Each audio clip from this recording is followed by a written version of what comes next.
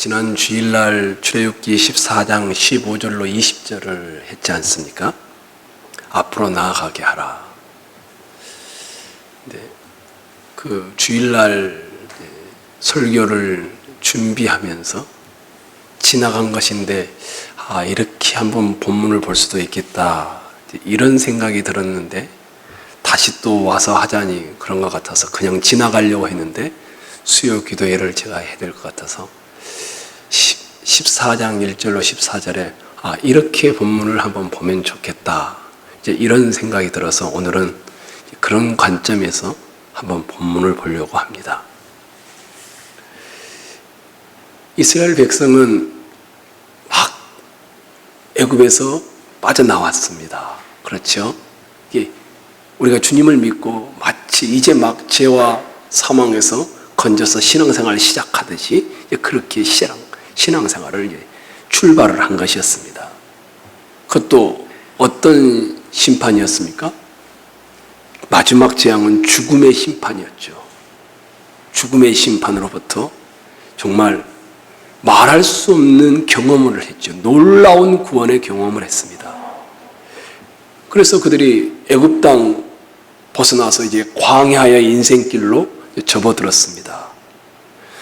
하나님께서 이스라엘 백성들을 인도해 가는데 너무 참 이해가 안 되는 장면이 몇 군데가 있습니다. 출애굽기 13장 18절을 여러분이 눈으로 한번 봐보십시오. 그 앞장이니까요. 그러므로 하나님이 홍해의 광야 길로 돌려 백성을 인도하시매 좋은 길이 있는데 빠른 길이 있는데 쉽게 갈 수 있는 길이 있는데 하나님이 이스라엘 백성들을 돌려서 광야로 인도했다. 홍해의 광야 길로 인도했다. 이렇게 나오고 있습니다. 이들의 목적지는 어디입니까? 가나안 땅입니다. 이렇게 올라가는 것이죠. 그냥 가장 빠른 길로 가면은 6일 정도밖에 안 걸립니다. 그리고 조금 느린 길로 가도 15일에서 한 달이면 갑니다. 조금 더 느린 길로 가도 석 달이면 200만도 충분히 갈 수 있는 길입니다. 근데 이스라엘은 얼마나 걸렸습니까? 40년이 걸렸습니다. 이해가 되십니까? 5, 6일이면 갈 길인데 15일 정도만 갈 수 있는 길인데 30년이면 갈 수 있는 3개월이면 갈 수 있는 길인데 40년이 걸렸습니다. 이스라엘 백성들이 애굽을 막 람세스죠. 딱 벗어나서 숲곳에 진을 쳤다가 에담에 진을 쳤다가 이제 14장 오늘 와서는 홍해 앞 비하히롯 옆 이렇게 이 모세도 이곳이 정확하게 어느 지역인지 잘 모르는 거죠. 그래서 그 근처를 소개하면서 장막을 치게 된 것이었습니다. 근데 어떻습니까? 하나님이 인도해 간 게 앞에는 홍해입니다. 옆은 죽음의 사막이든지 갈 수 없는 길입니다. 뒤만 뚫려 있습니다. 만약에 뒤에 누군가가 추격해 온다라면 꼼짝없이 죽을 수밖에 없는 그런 길입니다. 그런데 하나님이 인도해 가셨어요. 이스라엘의 지도자인 모세가 선택을 했더라면 이런 길을 선택하지 않았을 것입니다. 왕궁에서 얼마나 많은 병법과 지리와 천문학을 또 통치학을 배웠겠습니까? 근데 하나님이 모세에게 말씀해서 이들을 이 막다른 곳으로 인도해 가셨습니다. 한번 가까운 길이 있는데 이상하게 하나님이 광야 길로 인도해 가신다란 말입니다. 좋은 길이 있는데 한 번도 가보지 않는 길로 이렇게 인도해 간다란 말입니다. 마음이 강팍해져서 바로가 오죽했으면 군대를 보내서 잡아야 되겠다 이런 생각을 할 정도로 이런 마음을 먹었던 것입니다. 저는 이제 이 장면을 보면서 본문을 좀 다르게 봐볼 수도 있겠다 이 생각을 했습니다. 아니 왜 하나님은 이스라엘 백성들을 가나안 땅으로 가는 가깝고 쉬운 길, 어차피 하나님이 보호하는 거잖아요. 그렇죠? 빨리 갈 수 있는 길, 또 애굽을 빨리 벗어날 수 있는 길, 성공스러운 길, 사람들이 와 할 수 있는 그런 길. 근데 그런 길로 인도하지 않고 난감한 길로 인도해 가신단 말이에요. 왜 그럴까요?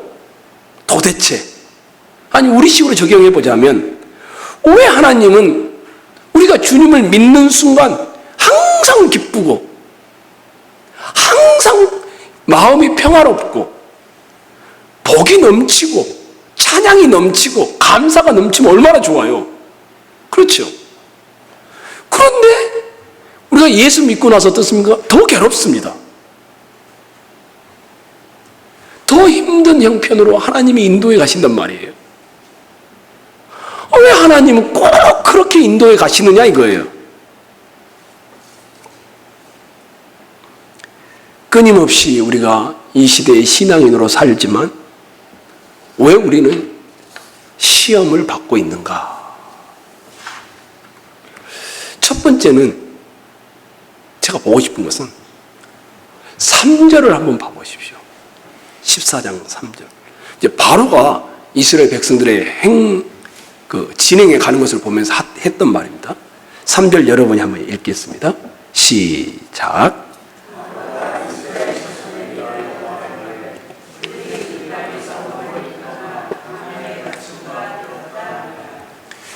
바로가 자기 혼자 말하듯이 아니면 신하의 보고를 받고 신하들과 토의하는 데서 말하든지 그런 겁니다. 저런 멍청한 놈들 있나? 저 길로 왔어? 저런 돌대가리들이 있어? 지금 이런 말을 하고 있는 겁니다. 가지 말아야 할 길로 간 겁니다. 합리적으로 이해할 수 있는 길이 아닙니다.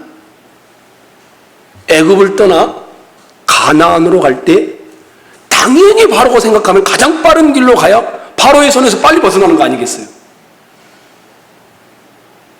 해안선을 따라 난길로 가든지 왕의 대로로 가든지 광야에 익숙했던 길을 가면 되는데 이들이 전혀 그러지 않는, 그래서 바로가 보면서 깜짝 놀란 겁니다. 바다가 앞을 막고 있고 옆은 산이나 사막이 막고 있고 길이 아닌 길로 가고 있는 그들. 바로가 어떤 생각을 하겠습니까? 저 바보 멍청이들. 이런 생각하지 않겠습니까? 아마 내가 바로였다라면 흉봤을 겁니다. 도관에든 지구나 내가 다시 가서 반드시 보복하든지 이놈들을 데려와서 다시 노예로 삼아야 되겠다. 바로가 실제로 그렇게 마음을 먹었습니다. 그렇게 마음 먹는 게 당연한 거죠. 광야 속에 이스라엘이 장막을 친 것을 보면서 꽉 갇혀 있다라고 바로가 생각을 했기 때문입니다. 그러니까 바로의 눈에 비친 이스라엘은 어떤 사람들입니까? 합리적이지가 않습니다. 많은 사람이 가는 길을 가고 있지 않습니다. 사람의 생각으로 이해되지 않는 길을 가고 있습니다. 이스라엘 백성들이 바로에게 어리석게 비춰지는 것은 당연했습니다. 그래서 바로가 어떻게 합니까? 철병거를 앞에 딱 세웁니다. 600승을. 강력한 군대죠. 그리고 그 뒤에는 또 다른 병거들을 세우고 사령관들을 앞에 딱 둡니다. 그리고 추격을 시작합니다. 이스라엘 백성이 홍해 앞에 진을 쳤을 때 바로만 아니라 바로의 신하만 아니라 애굽의 모든 사람들도 진리를 알고 있으면 상인들이라든지 다 비웃었을 것입니다. 저 바보 멍청이들 거기다 진을 치면 어떻게 하냐, 이런 식으로 말입니다. 어떻게 했습니까? 10번째 재앙이 내릴 때까지 어떻게 생각을 했습니까? 이스라엘 백성들이 가고 있는 길이 한 번도 가보지 않는 길인데 아마 우리가 생각지 않았던 빠른 길이든지 더 편한 길이든지 더 좋은 길일 것이라 생각했지 않겠습니까? 그런데 복을 딱 봤는데 보니까 이게 막힌 길이네요. 이스라엘 사람들이 택하여 간 길이 보통 사람들이 보기에는 이해가 가지 않는 길입니다. 이렇게 말해볼까요? 비합리적이고 비이성적이고 경험에서 나오는 길이 아닙니다. 그러니 애굽인들이 이스라엘 백성들을 조롱하고 비웃고 손가락질 하였을 것이라고 저는 상상을 해봅니다. 이스라엘 백성들이 애굽을 탈출하여 믿음의 행진을 시작하면서 사람들로부터 처음 듣는 소리는 바보 멍청이, 제가 조금 이상하게 보냈을 줄 모릅니다. 이런 소리를 들었을 것입니다. 그렇게 어리석고 그렇게 비합리적인 길을 그렇게 인생을 살고 있니? 이런 소리를 들었던 것입니다. 저는 이 바로의 생각과 애굽 사람들의 생각을 상상하면서 신앙생활을 길을 가게 되면 신앙생활이 무엇인지를 모르는 사람은 반드시 신앙인을 보면서 바로나 애굽 사람들처럼 말할 것이다. 이런 생각을 해보았습니다. 여러분들과 제가 이 신앙의 길을 가게 되면 반드시 닥쳐오는 시험이 하나 있습니다. 세상이 이해하지를 못한다는 겁니다. 만약에 세상이 여러분을 이해하고 칭찬해주고 있으면 여러분의 신앙의 길을 가고 있지 않습니다. 잘하고 계시네요. 전혀 신앙생활을 모르는데 만약 그렇게 여러분을 향하여 말하고 있으면 여러분은 좀 잘못 살고 있는 겁니다. 대부분은 조롱합니다. 비합리적인 길, 많은 사람이 걷지 않는 길, 이성의 논리에 맞지 않는 길, 이해할 수 없는 길을 성도들이 걷고 있는 것이 신앙 여정의 첫 번째 모습입니다. 여러분들을 비웃는 겁니다. 야, 시간이 그렇게 없어. 수요 기도에 가서 또 예배드리게? 새벽만 나가도 충분하지? 얼마든지 그럴 수 있는 겁니다. 적당히 하자. 주위의 사람들이 그리스도인이 걷는 믿음의 길을 비합리적이라고 비웃을 때가 있습니다. 우리가 살고 있는 이 시대는 어떤 시대이냐면 이해되지 않으면 믿지 않는 시대입니다. 보여지지 않으면 믿지 않는 시대입니다. 그러니 여러분이 걷고 있는 그 길을 그들이 이해하겠습니까? 이성의 논리에 맞지 않으면 그들은 믿지도 이해하지도 않습니다. 그런데 성경은 뭐라고 합니까? 많은 사람이 가고 있는 그 길을 가라고 합니까? 우리 보고? 반대죠. 주님이 뭐라고 했습니까? 넓은 길로 가거라. 한 번도 그런 적이 없습니다. 많은 사람이 걷기를 거부하는 좁은 길로 가라. 이거는 정말 우리에게 성경이 아주 명확하게 말합니다. 주님도 그렇게 사셨습니다. 하나님과 함께 가는 신앙의 길은 사람들이 박수 쳐주고 응원해주고 이해하고 격려해주는 길이 아니라는 겁니다. 그러니 그 신앙의 길을 가면 무슨 일을 당합니까? 시험이 옵니다. 내가 왜 이렇게 살아야 되지? 이런 시험이 오는 겁니다. 다른 사람이 다 그렇게 살지 않거든요. 편안하게 살거든요. 사람들은 자신의 경험과 자신의 머리와 자신의 사상과 철학과 자신의 상식을 동원하여서 여러분들을 조롱합니다. 하나님의 말씀하여 근거하여 살겠다고 몸부림치면 칠수록 여러분들은 손가락질을 받을 것입니다. 적당히 살면 절대 여러분들을 비방하지 않습니다.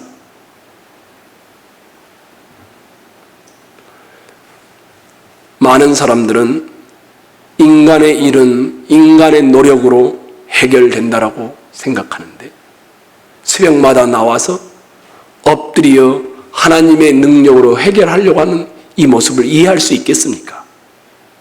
아마 어리석은 짓이라고 말할 겁니다.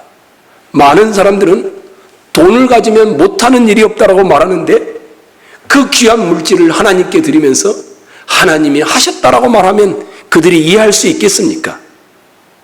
많은 사람들은 철저히 인간관계를 통하여 사업을 번창케 하고 하나님 없이 사람을 의지하여 사는데 하나님만 의지하면서 사업을 하겠다라고 해보십시오. 이해할 수 있겠습니까? 아마 비웃을 것입니다. 이해할 수 없는 인생을 살고 있다라고 말입니다. 근데 우리만 그랬던 것이 아닙니다. 여러분 한번 보십시오. 우리 주님이 그러셨잖아요. 하늘로부터 내려오셨잖아요. 그 당시에 누가 이해했습니까? 우리 주님이 어디에 태어나셨습니까? 마국간에. 이해할 수 있는 길이었습니까? 아무도 이해 못했습니다. 여러분이 한번 밖에 나가서 말을 해보십시오. 창조주 하나님이 여러분을 사랑해서 구원하기 위해서 육신의 몸을 입고 이 땅에 오셨습니다. 미쳤냐? 이럴 겁니다. 예수 그리스도는 창조주 하나님이시고 한번 말해보십시오. 말도 안 되는 소리 하지 마라. 아마 여러분의 자녀들도 그럴 것입니다. 안 믿는 분들은. 사도 바울이 사도행전 26장에 가면 그렇게 나옵니다. 이제 사도 바울이 이제 자기를 변명하는 과정 중에 이런 말을 합니다. 그리스도가 고난을 받으실 것과 죽은 자 가운데서 먼저 다시 살아나서 이스라엘과 이방인들에게 빛을 전하시리라 함이니이다. 바울이 이같이 변명하매 이렇게 되어 있습니다. 그러니까 주님이 구원자이시고 주님이 빛이시다. 이렇게 이제 왕 베스도에게 전한 것입니다. 그랬더니 베스도가 말합니다. 베스도가 크게 소리내어 이르되 바울아 내가 미쳤도다. 내 많은 학문이 너를 미치게 한다. 신앙의 길을 가면 갈수록 여러분 주위의 사람들은 여러분을 조롱합니다. 그러면 어떤 일이 벌어집니까? 믿음이 흔들립니다. 왜 나만 이렇게 살아야 될까? 무언가 다른 사람보다 뒤떨어지는 것 같습니다. 아니 어떤 때는 손해보는 것 같습니다. 저렇게 살아도 멀쩡한데 나는 왜 이렇게 살아야 되지? 그러다 보니까 신앙의 길을 나도 그들을 따라서 적당히 하려고 합니다. 이게 오는 외적인 시험의 모습입니다. 처음 신앙생활에도 이것이 오고 중간에 있어도 이것이 오고 연세가 들어도 이 신앙의 시험이 다가옵니다. 외롭게 하나님을 바라며 살던 삶이 세상을 향해 줄다름을 치기 시작하는 것입니다. 신앙의 여정을 떠나시면 여러분의 신앙의 삶에 부딪히는 시험 중에 하나가 이겁니다. 사람들이 여러분들을 이해하지 못하고 조롱하니까 흔들리는 겁니다. 나도 이렇게 살고 싶지 않아. 이런 생각이 드는 겁니다. 내가 왜 유별나게 믿어야 되지? 비합리적인 신앙생활의 결과라고 조소하는 여러분의 자녀들, 여러분의 사이나 여러분의 딸들, 여러분 주변의 친구들이 말을 하면 자기도 모르는 사이에 흔들리는 것입니다. 그리고 양보하기 시작합니다. 믿음 없는 사람들의 소리를 진리로 받아들이기 시작합니다. 처음에는 안 그랬는데 나중에는 양보하는 겁니다. 하나님의 말씀대로 홍해로 나아갔던 이스라엘 백성들은 막다른 골목에 이르자 세상 사람들이 막 조롱하니까 많이 흔들렸습니다. 결국에는 하나님의 역사로 바다를 건너갑니다. 그리스도인들도 마찬가지입니다. 하나님의 말씀대로 살다가 생명의 좁은 길을 가다가 위기 일발에 절박한 상황에 놓일 때가 한두 번이 아닐 것입니다. 말씀대로 살려 하면 할수록 우리는 세상의 조롱거리가 될 것입니다. 그런데 기억하십시오. 그것은 잘못된 길이 아닙니다. 하나님께서 여러분을 경고케 해가는 길이며 여러분을 하나님의 자녀답게 만들어가는 하나님의 훈련의 손길입니다. 외적인 위험, 외적인 시험이 여러분에게 그렇게 다가오는 것입니다. 그래서 여러분이 조롱을 당하고 계시거나 멸시를 당하고 계시거나 은근히 왕따를 당하고 계시거나 그것은 여러분이 신앙생활을 잘하고 있다는 증거입니다. 근데 친구들이, 안 믿는 친구들이 여러분을 막 칭찬하고 있으면 여러분은 여러분의 신앙을 돌아보셔야 합니다. 내가 지금 잘못 믿고 있는 것은 아닐까? 왜냐하면 그들은 우리를 이해할 수 없기 때문입니다. 이게 여러분과 같이 보려고 했던 첫 번째, 제가 설교를 준비하다가 그렇게 볼 수도 있겠다 했던 첫 번째입니다. 두 번째가 또 있습니다. 10절에서 12절을 한번 봐보십시오. 14장.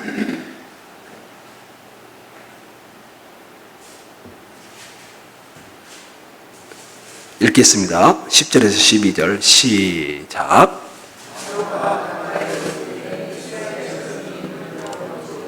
애굽 사람들이 자기들 뒤에 이른지라 이스라엘 자손이 심히 두려워해 여호와께 부르짖고 그들이 또 모세에게 이르되 애굽에서 매장지가 없어서 당신이 우리를 이끌어내어 이 광야에서 죽게 하느냐?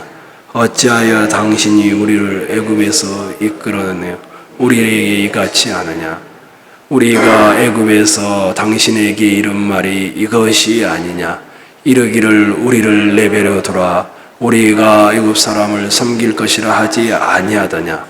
애굽 사람을 섬기는 것이 광야에서 죽는 것보다 낫겠노라. 첫 번째 뭐입니까? 말씀대로 살면 시험을 당합니다. 하나님의 인도를 따라오다 보면 반드시 흔들리는 때가 옵니다. 그것이 조롱이고 그것이 여러분들을 향한 조소이고 여러분들을 비방하는 것이 될 수 있습니다.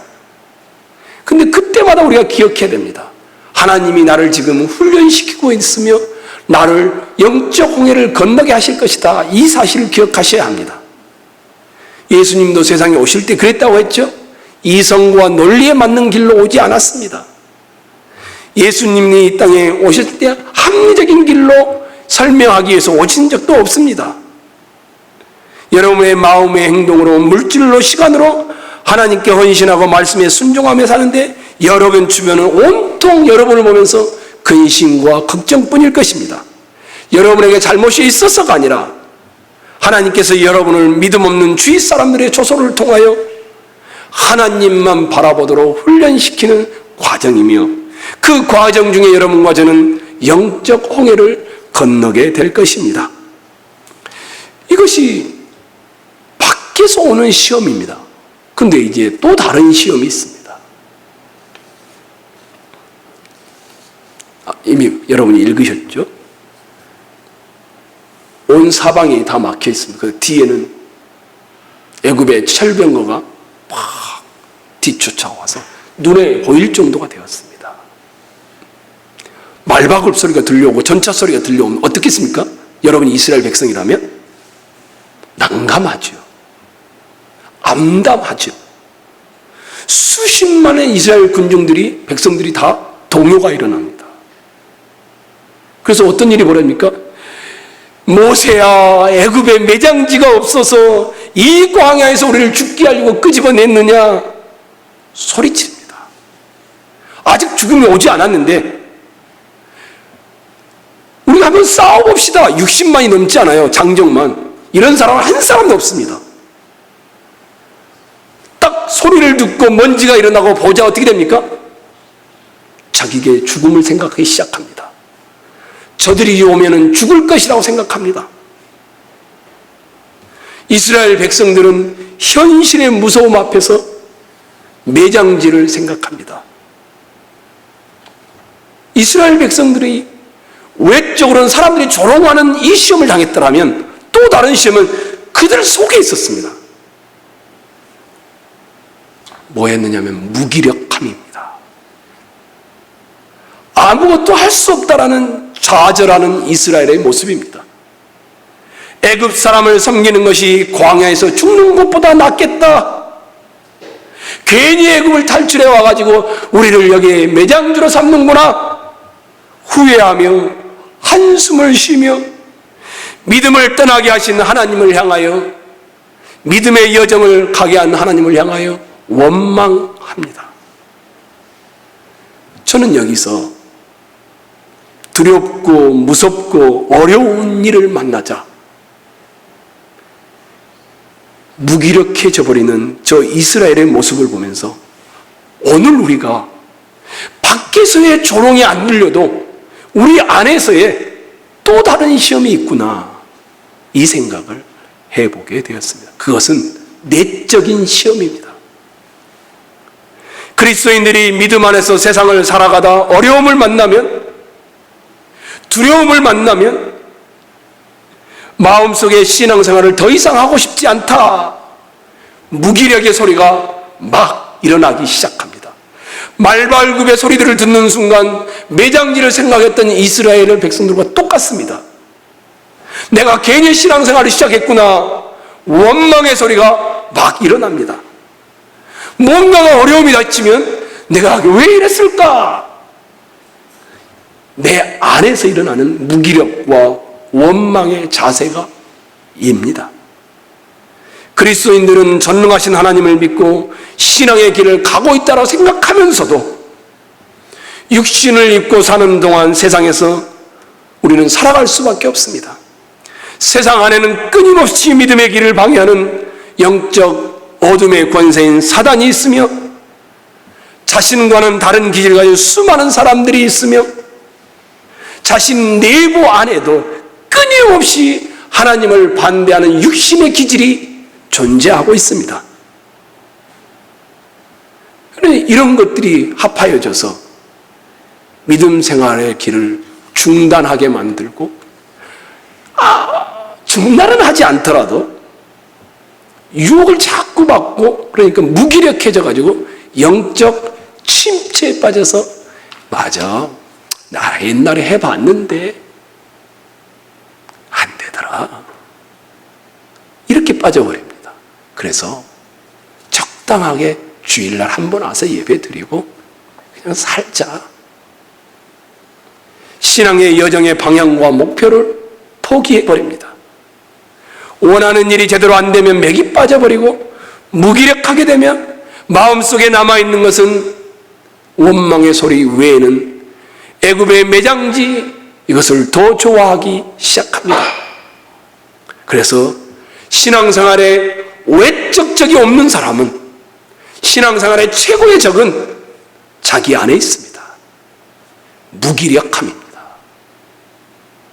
무기력함은 신앙의 목표를 상실하게 만듭니다. 신앙의 의지력을 상실하게 만듭니다. 주님 앞에 어떻게 하면 내가 바로 설까? 이 몸부림 때문에 간절함이 있어서 새벽에 무릎을 꿇고 기도하고 간절함으로 기도하기도 했던 것들을 다 포기해버립니다. 이게 영적 무기력함이 가져오는, 밖에서 조롱하는 것보다 더 무서운 내적인 시험입니다. 자신의 신앙의 삶 자체를 원망합니다. 환경을 원망합니다. 배우자를 원망합니다. 부모를 원망합니다. 교회를 원망합니다. 목사를 원망합니다. 자식을 원망합니다. 이스라엘 백성들이 아무리 힘든 상황을 만났었더라도 그들에게 약속하신 그 주님이 계시고 그들에게 약속한 가나안 땅을 향하여 가는 여정을 포기하지 말았어야 했습니다. 그런데 그들은 어려운 막다른 골목에 이르자 죽겠다, 죽는 것 외에는 다른 일을 생각지 않았습니다. 그러니 무기력함에 빠져드는 것이었습니다. 여러분은 어떠신가요? 혹시 나도 기도도 해봤고, 나도 예배 열심도 내봤고, 나도 성경 말씀을 읽을 것만큼 읽어보기도 했고, 헌신하는 일도 많이 해보았는데 그게 그거야. 영적 생활을 포기하는 무기력감이 여러분 속에 있는 겁니다. 가정에서도 마찬가지죠. 신혼 때는 부부가 서로 양보하며 서로 감싸주며 이해하며 살다가 인내하고 도와주다가 말을 할 때도 조심조심 하다가 한 번 성격이 나오기 시작하면은 그때부터는 그동안의 노력들이 허사가 되어버리면서 다 무너지기 시작하죠. 신앙의 목표와 신앙의 간절함이 상실되어 버립니다. 그래서 저는 아마 이 수요 기도에 나오신 분들의 가장 무서운 적은 무기력함과 원망일 것이다, 이런 생각을 합니다. 하나님 앞에서 신앙 성장을 위한 목표가 없는 것, 영적 성장을 향한 간절함과 애절함이 없는 것, 이것은 영적 무기력이고 그리스도인들을 넘어뜨리는 신앙의 원수입니다. 여러분의 최고의 적이 혹시 이것 아니십니까? 여러분 자신 안에 있는 영적 침체, 영적 무기력함, 하나님 앞에 큰 죄가 된다는데도 별로 감흥이 없으며 경성함이 없습니다. 하나님은 광야에서 원망하는 이스라엘 백성들을 약속의 땅, 축복의 땅에 들어가는 축복의 대열에서 다 제했습니다. 딱 두 사람 외에는 아무도 못 들어갔습니다. 왜요? 하나님을 원망했기 때문이었습니다. 원망하다가 하루에 수만 명이 죽기도 했습니다. 바울은 그리스도인들이 어떤 상황에서도 무기력과 원망의 죄를 하지 않도록 권고합니다. 범사에 감사하라. 이는 그리스도 예수 안에 있는 너희를 향하신 하나님의 뜻이니라. 하나님 앞에 신앙적으로 무기력한 자, 신앙 안에서 원망하는 자는 하나님의 능력을 보지 못합니다. 하나님의 손길을 경험할 수도 없습니다. 무기력함과 원망의 자세는 우리를 하나님의 축복으로부터 멀어지게 만들기 때문입니다. 신앙의 걸음을 떼어 가고 있는 중에 답답한 환경 때문에, 오랜 동안의 고충 때문에 여러분이 무기력함에 빠져 있지는 않으신지요? 성도 여러분, 암담한 지경에 처한 이스라엘을 하나님은 그곳에 두시면서 원망과 무기력의 소리가 나오는 그들을 향하여 하나님이 어떤 분인지를 보여주고자 하는 의도를 가지고 이 일을 하셨다고 합니다. 하나님이 그들을 훈련시켜서 너희는 가만히 있어 하나님의 하나님 되심을 볼지어다. 하나님이 바로와 이스라엘 애굽의 군대를 홍해에 빠뜨림으로 영광을 얻게 될 것이다 라고 목적하신 바를 보여주었습니다. 내부에서 자꾸 꿈틀거리고 있는 무기력과 원망의 소리를 더 이상 귀 기울이지 마십시오. 신앙생활 하다가 어려움에 처하면 내부의 소리가 들려올 때 내부의 소리에 귀를 막으십시오. 될 대로 되라는 소리에도 귀를 막으십시오. 더 열심히 하나님을 향한 열망과 하나님의 역사를 향한 여러분의 간절함이 일어날 때만 무기력함과 원망의 자리에서 우리는 일어날 수 있을 것입니다. 지금 내 인생의 길을 하나님이 막다른 골목으로 인도하는 것 같지만 영적 홍해를 건너기 위한 하나님의 뜻과 축복이 있음을 믿으시기 바랍니다. 그럴 때만이 내 안의 소리에 귀를 닫게 되어집니다. 그리고 그 막다른 골목에서도 하나님이 일하실 것을 보고 간절히 부르짖게 되고 앞으로 한 걸음을 떼어서 믿음의 걸음을 옮겨가게 되어진 것입니다. 답답하십니까? 괴로우십니까? 안담하십니까? 하나님이 여러분을 훈련시키고 있습니다. 영적 홍해를 건너기 위하여 믿음의 사람으로 서기를 훈련시키고 있는 것입니다. 육신의 겉사람은 괴롭지만 영혼의 속사람이 날로 새로워지기 위해서는 무기력함에서 될 대로 되라는 삶의 자세에서 벗어나 하나님을 향한 하나님의 영적 부흥과 은혜 주심을 향한 갈망이 일어나야 할 줄로 믿습니다. 그래서 이 시간 성도 여러분, 믿음의 새 옷을 입으십시오. 하나님의 보좌를 바라보십시오. 그리고 다시 내 속에서 하나님을 향한 사랑과 하나님을 향한 기대와 하나님이 내게 주실 축복에 대하여 열망하십시오. 그런 자에게 홍해가 갈라지듯이 하나님의 오묘한 역사의 손길이 여러분의 삶에 임하게 될 줄로 믿습니다. 그렇게 되시기를 축원합니다.